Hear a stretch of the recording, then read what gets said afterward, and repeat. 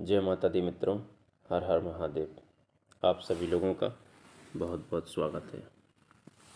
मित्रों, नवरात्रि की वजह से आप लोगों से चर्चा नहीं हो पाई, क्योंकि इस समय थोड़ी व्यस्तता ज़्यादा रहती है, इसलिए आप सभी लोगों से क्षमा प्रार्थी हैं। आज मित्रों, हम जिस विषय पर बात कर रहे हैं वो एक ऐसा विषय है कि जिसमें जो साधक साधिकाएं होती हैं उन लोगों को क्यों कोई अनुभव प्राप्त नहीं होता, क्या कारण होते हैं कि उनको अनुभव प्राप्त नहीं होते हैं। इसी वजह से इस विषय पर हम लोगों ने आज ये वीडियो बनाया है। आशा है आप सभी लोगों को पसंद आएगा। मित्रों, आगे बढ़ें उससे पहले अगर आप पहली बार हमारे चैनल पर हैं तो कृपया इसको सब्सक्राइब करें, लाइक करें और इससे संबंधित कोई प्रश्न दिमाग में आता है जिस शंका का आप समाधान चाहते हैं तो आप कमेंट के माध्यम से हमसे चर्चा कर सकते हैं। चलिए मित्रों, आगे बढ़ते हैं।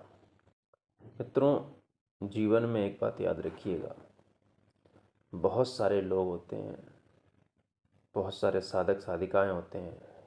इनके साथ आपने देखा होगा कि किन्हीं लोगों को तो अनुभव होने लगते हैं और किन्हीं लोगों को अनुभव होते ही नहीं हैं, या होते भी हैं तो प्रारंभ में तो इन लोगों को जब भी वो सेवा पूजा या साधना करते हैं तो अनुभव होते हैं, लेकिन कुछ समय बाद वो अनुभव बंद हो जाते हैं और नहीं होते हैं। तो क्या कारण है, क्या गलतियां हम लोग कर रहे हैं जिनकी वजह से उन लोगों को अनुभव नहीं होते हैं। मित्रों देखिए, ईश्वरी जो शक्तियां हैं उनमें आपको सबसे पहले एक बात याद रखनी पड़ेगी कि ये शक्तियां, आप जिस भी किसी शक्ति की आराधना करते हो, जो भी आपका इष्ट होगा, उन्हें आपसे कुछ भी नहीं चाहिए।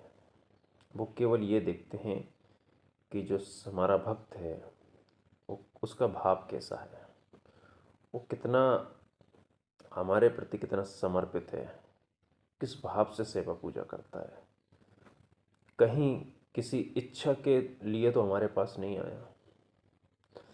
तो मित्रों, आप कितना भी बनावटी स्वभाव अपना बना के रखें, ईश्वरी शक्तियों को सब कुछ पता रहता है।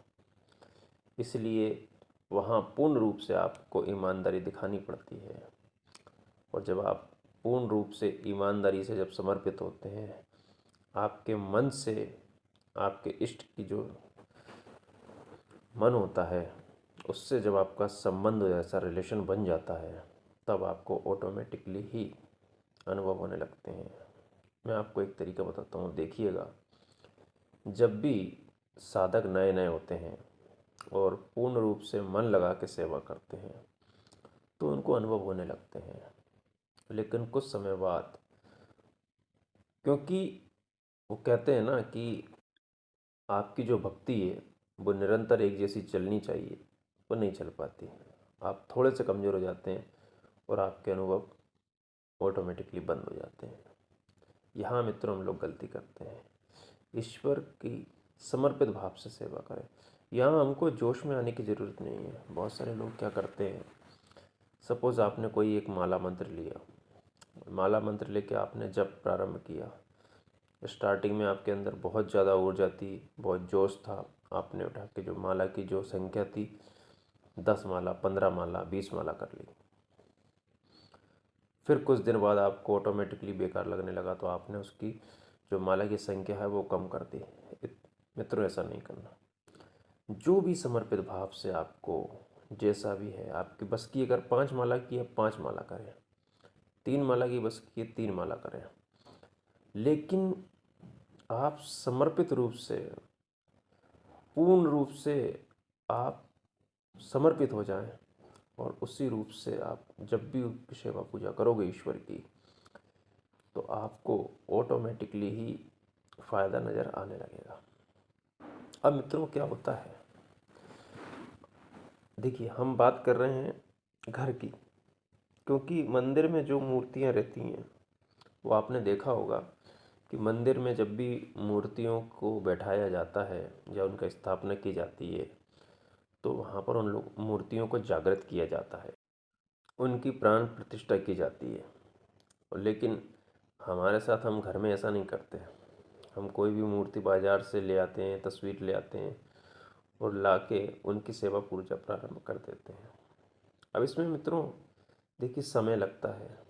मूर्ति जब आप सेवा पूजा करते करते आपको बहुत समय हो जाता है तो भी ऑटोमेटिकली ही मूर्ति के अंदर जागृत अवस्था आ जाती है। तो आप देखिए कभी भी ऐसा काम करें, आप एक बात हमेशा याद रखें, आपको जिस भी ईश्वरी शक्ति की सेवा पूजा करनी है आप उनका आह्वान जरूर कर लें। अब आह्वान आप करें मित्रों तो उसका एक नियम ये है कि आप सबसे पहले उस शक्ति के निमित्त एक दीप प्रज्वलित करें। और आपको आह्वान मंत्र आता हो तो बहुत अच्छी बात है, नहीं आता हो तो आपको जिस लैंग्वेज में आता हो उस लैंग्वेज में पूर्ण भाव से उस शक्ति को पुकारें। ये मेरा नाम है, ये मेरे पिता का नाम है, ये मेरा गोत्र है, ये मेरा नगर है, मैं इस भारत वर्ष के इस क्षेत्र से या आप जिस भी देश में रहते हो उसके इस क्षेत्र से आपको ये जो दीप है वो सब समर्पित करता हूँ, कृपया इसे स्वीकार करें और आप पधारें, मैं आपका आह्वान करता हूँ। और मित्रों आपने जब शक्ति का इस तरह से आह्वान करेंगे तो शक्ति जरूर आएगी। अगर शक्ति नहीं आएगी तो किसी न किसी अपने सेवक को या दूत को आपके पास जरूर पहुंचाएगी, क्योंकि आपने उनका आह्वान किया है। अब बहुत सारे लोग बोलते हैं कि कहीं इसमें ऐसा तो नहीं, हमारे घर में जो बहुत सारी जो दूसरी शक्तियां हैं उनका अगर हम लोग दीपक नहीं लगाएंगे तो वो नाराज़ हो जाएगी। मित्रों देखो, शक्तियां जो है ना मर्यादा से बंधी हुई होती हैं। वो आप जैसे ही आप आपके इष्ट का जब दीपक लगाएंगे तो उसी दीप में ही उनको उनका भाग सारी शक्तियों को मिल जाएगा। आपको भोग अलग अलग रखने की ज़रूरत नहीं होती है। जैसे ही आपकी शक्ति आती है आपने दीप प्रज्वलित किया। अब मित्रों बात यह है कि आप देखिए समझिए, आपने किसी को बुलाया और आपने उनसे पानी भी नहीं पूछा, भोग भी नहीं पूछा, ये कहाँ तक अच्छा है।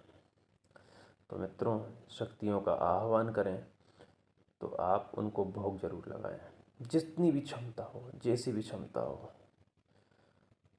जो आपके घर में हो मौजूद उसी हिसाब से आप भोग लगाएं और उनको प्रसन्न करें।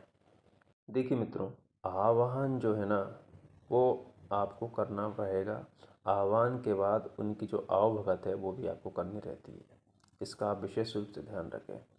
मित्रों इसमें एक बात और होती है, जैसे आपने माता जी को बुलाया तो माता जी की सवारी शेयर होती है। आपको कोशिश ये करें कि आप जब भी भोग सेवा पूजा दें 2 अगरबत्ती उनकी सवारी के नाम से भी आप लगाएं, क्योंकि शक्ति आएगी तो शक्ति की जो सवारी होती है वो उसी पर आती है। तो हमेशा जब भी आप शक्ति को बुलाएं तो जो भी शक्ति को बुला रहे हैं उनकी जो सवारी हो उसके नाम से कुछ नहीं बने तो आप 2 अगरबत्ती उनके नाम से लगाएं, तो उनकी जो सवारी है उनको भी लगेगी नहीं, हमको भी कहीं ना कहीं यहाँ से आदर सम्मान मिलता है। तो आप ये मान के चलिएगा वो सवारी आपकी शक्ति को जितनी जल्दी हो सकेगी आपके पास लेके आएगी। आशा है मित्रों आपको मेरी बात समझ में आई होगी। आपकी सेवा पूजा में आपको भाव की सबसे ज़्यादा ज़रूरत है। भगवान भाव के भूखे होते हैं, ना कि आपके पैसे की। आप छल कपट छोड़ें, पूर्ण रूप से समर्पित रूप से भाव अपने ईश्वर के प्रति, अपने इष्ट के प्रति प्रकट करें। फिर देखिए आपको किस तरह से चमत्कार दिखने लगते हैं। जय माता दी मित्रों, हर हर महादेव। आप सभी लोगों का कल्याण हो।